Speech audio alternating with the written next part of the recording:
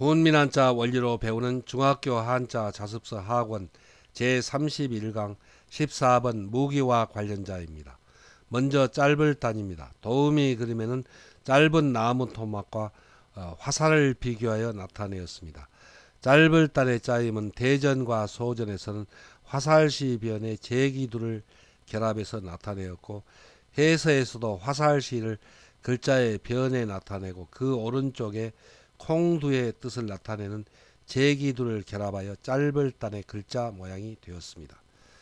자원은 짧을 단은 도량형이 발달하지 못하였던 아드간 옛날에 비교적 긴 길이는 활로 재고 짧은 길이는 화살로 재었으며, 아주 작은 것을 콩알만 하다고 하여 길이가 짧고 작다는 뜻을 나타내어 짧다는 뜻이며, 보기로 장단이 있고 길이가 짧듯이 능력이 짧으니 이 모자란다 또 허물이라는 뜻이 되며, 보기로 단점이 있습니다. 훈과 음은 짧을 단, 모자랄 단, 허물 단입니다. 다음은 어조사의입니다. 도우미 그림에는 화살이 날아와 땅에 꽂힌 것을 나타내었습니다. 어조사의의 짜임은 대전과 소전에서는 쟁기질한다는 뜻을 나타내는 서이를 글자의 위에 나타내고 그 밑에 화살시를 결합하여 어조사의의 글자 모양이 되었고, 해서에서도 이 서이를 변형한 모양을 글자의 머리에 나타내고 그 밑에 화살시를 결합하여 어조사의의 글자 모양이 되었습니다. 자원은 어조사의는 쟁기질을 할 때 보습이 땅에 꽂히듯이 또 화살이 날아와 땅에 꽂히듯이 말을 하다가 멈추는 뜻의 어조사 또는 말 그친다는 뜻이며, 보기로 만사휴이가 있습니다. 여기서 어조사의는 단정, 의문, 반어, 영탄의 뜻을 나타냅니다. 훈과 음은 어조사의, 말 그칠 의입니다. 한자를 쓰면서 마무리하겠습니다. 먼저 짧을 단은 화살시를 글자의 변에 나타내는데, 옛날에 길이를 잴 때 짧은 길이는 화살로 재었으며, 또 이 콩두를 결합했는데 콩두는 콩은 콩알만 하다고 해서 작은 것을 나타냅니다. 그래서 길이가 화살로 재일 만큼 짧고 또 크기가 작다는 뜻을 결합하여 짧을 단의 글자가 되었습니다. 어조사의는 이 부분은 서이가 획줄임한 부분인데, 쟁기질할 때 보습이 땅에 꽂히듯이 또 화살이 날아와 땅에 꽂히듯이 어떤 일이 일단락되고 끝난다는 뜻에서 말 그친다는 뜻을 나타내는 어조사로, 훈과 음은 어조사의, 말 그칠 의입니다. 다음은 열제천간계입니다. 도우미 그림은 예전에 먼 거리를 발걸음으로 재고 있는 그림이 있습니다. 열제천간계의 짜임은 대전에서는 걸음발 머리 밑에 화살시를 결합해서 나타내었고, 해서에서도 걸음발 머리를 글자의 머리에 나타내고 그 밑에 화살시가 획줄임한 모양을 결합하여 열제천간계 헤아릴계의 글자 모양이 되었습니다. 소전은 설문해자에서 이 모양은 사람의 발을 상행한 글자라고 합니다. 그래서 사람들이 발로 걸어서 거리를 헤아렸다는 것을 나타냅니다.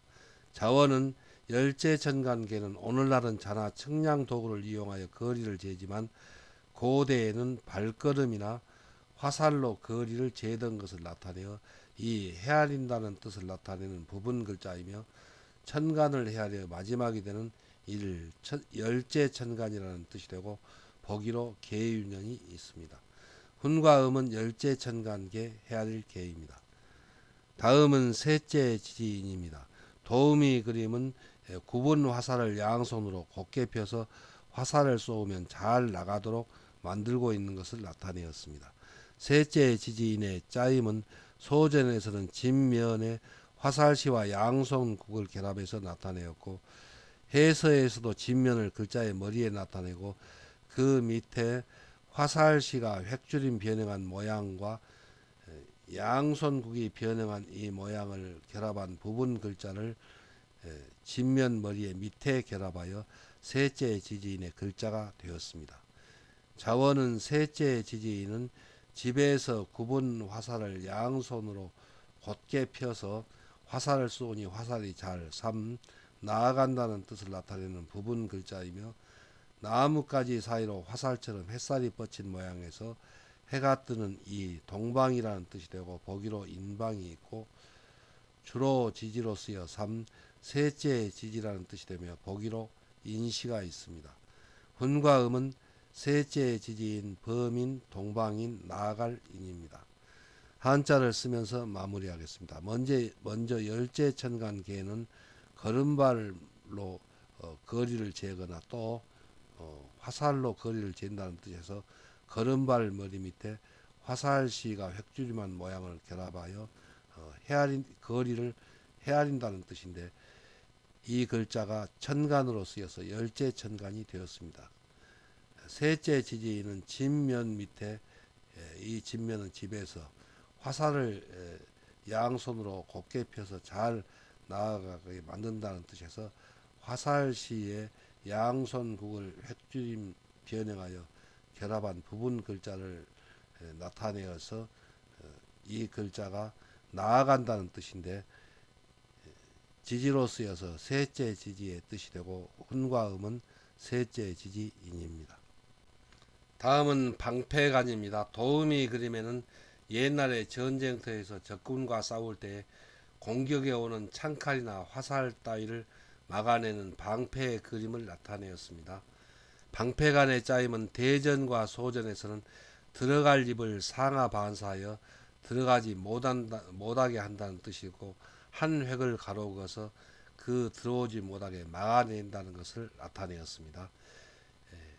해서에서도 이 들어갈 입을 상하 반사하여 들어오지 못하게 한다는 뜻이고 그 모양을 변형하여 나타내고 막아낸다는 한 획을 가로 그어서 방패간의 글자 모양이 되었습니다. 자원은 방패간은 방패의 상형자이며 지금의 글자는 공격에 오는 창칼이나 화살 따위가 들어오지 못하게 막아내는 구실을 하는 것이 방패라는 뜻이며 보기로 간성이 있고 방패로 적의 공격을 막아내듯이 우더른의 명령을 거슬러 범한다는 뜻이 되며 보기로 간범이 있고 방패가 창을 막듯이 바닷물을 밀어내는 3. 썰물이라는 뜻이 되며 보기로 간만이 있고 천간으로 쓰여 4. 간지라는 뜻이 되며 보기로 간지가 있고 창과 방패가 부딪히는 횟수에 비유하여 5. 얼마라는 뜻이 되며 보기로 약간이 있습니다. 훈과 음은 방패간, 범할간, 썰물간, 간지간, 얼마간입니다. 다음은 형상형입니다. 도우미 그림에는 나무 판자에 붓으로 어떤 모양을 그리고 있는 그림이 있습니다. 형상형의 짜임은 대전과 소전에서는 평평할 견에 털붓으로 그릴 쌈을 결합해서 나타내었고 해서에서도 이 평평할 견을 획줄임한 모양을 글자의 변에 나타내고 그 오른쪽에 털붓으로 그릴 쌈을 결합하여 형상형, 모양형의 글자 모양이 되었습니다. 먼저 평평할 견은 방패간의 방패간을 나란히 합하여 두 개의 방패가 나란히 놓여 있으니 그 모양이 평평하다는 뜻을 나타내는 부분 글자입니다. 자원은 형상형은 평평한 나무판이나 종이에 털붓으로 그린 그림의 형상이라는 뜻을 나타내어 형상, 모양, 또 꼴이라는 뜻이며 보기로 형상이 있고 사람의 모양이 이 얼굴이라는 뜻이 되며 보기로 형색이 있습니다. 훈과 음은 형상형, 모양형, 꼴형, 얼굴형입니다. 한자를 쓰면서 마무리하겠습니다. 먼저 방패간은 적이 창칼이나 화살 따위로 이렇게 공격에 오는 것을 들어오지 못하게, 공격하지 못하게 막아내는 것이 방패라는 뜻을 부분 글자를 결합해서 나타내었습니다.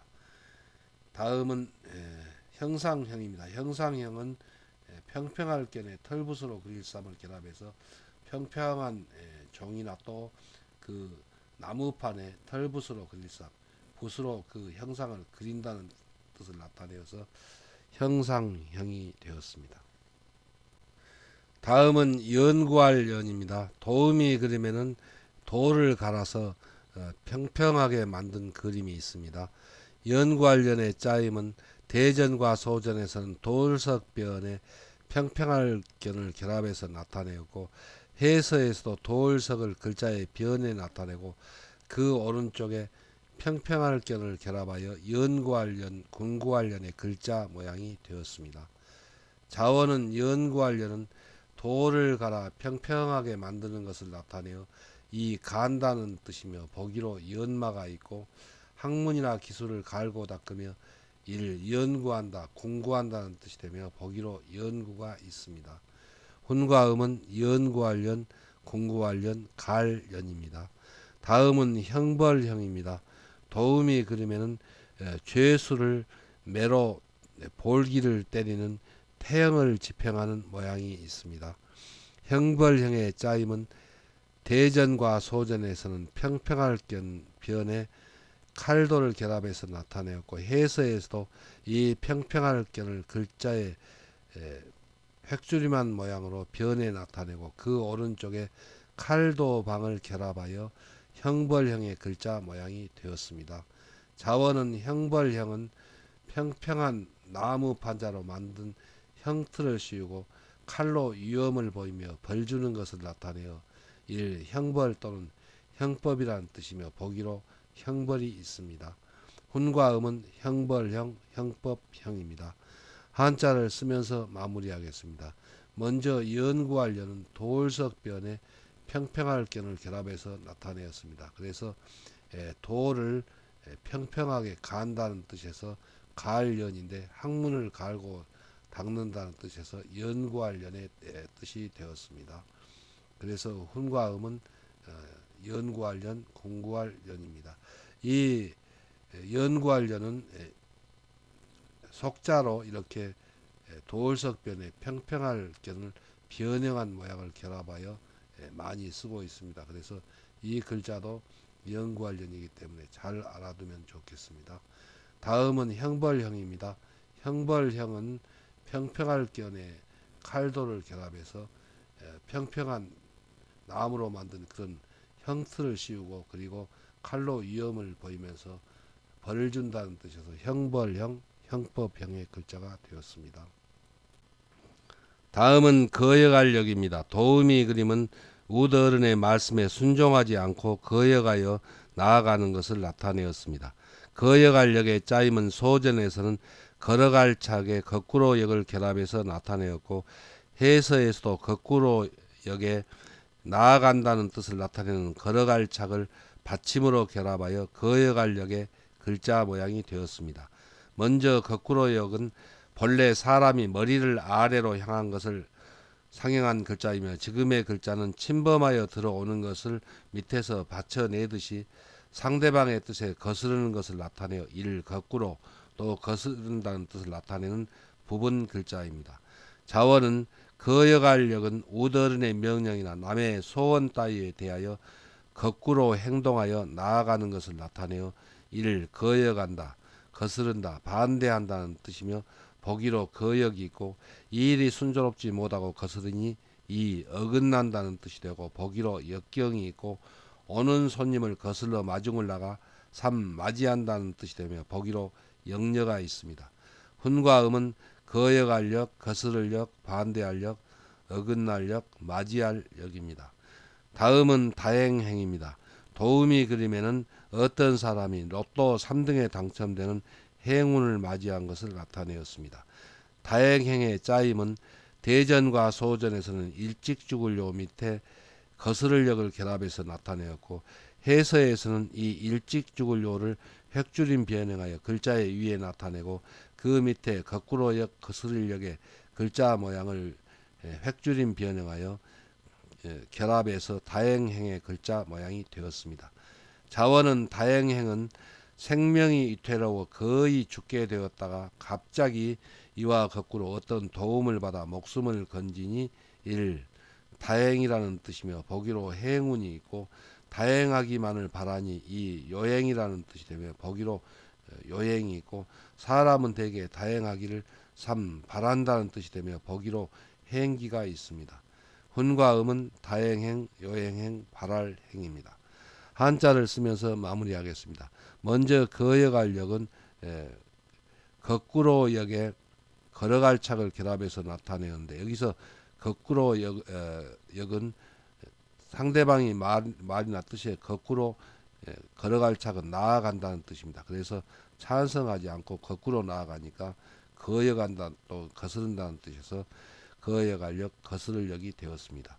다음은 다행행입니다. 다행행은 위에 있는 이 흑토 모양은 흑토가 아니고 일직주굴료가 획줄임 변형한 모양이고 그 밑에 이 부분은 거여갈